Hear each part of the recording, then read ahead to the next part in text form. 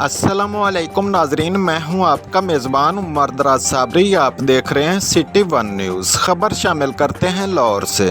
Lahore high court ने जाल शुमाली तहसील पिपला के रहायशी इकराम उल्लाह, इसके भाई और दीगर उनके खिलाफ पर्चा दर्ज करने का हुक्म मुअत्तल करते हुए फरीकैन को मुकर्ररा तारीख पर तलब कर लिया। मोहम्मद नईम नामी शख्स ने एडिशनल सेशन जज पिपला की कोर्ट में दरखास्त बाबत इंदराज मुकदमा दायर की, जिस पर अदालत ने मुकदमा दायर करने का हुक्म सादिर फरमाया।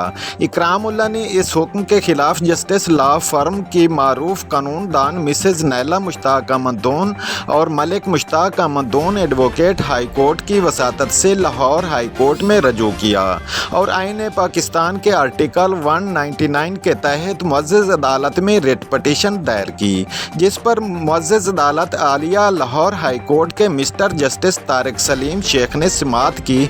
दौरान समाअत वकला मिसेज नैला मुश्ताक अहमद दोन और मलिक मुश्ताक अहमद दोन एडवोकेट ने दलाइल पेश किए। अदालत में पेश किए गए कानूनी दलाइल हक़ाइक़ को मद्देनज़र रखते हुए मुअज़्ज़ज़ अदालत ने इंदराज मुकदमा का हुक्म मुअत्तल करते हुए फरीकैन को आइंदा समाअत पर तलब करने का हुक्म सादिर फरमाया।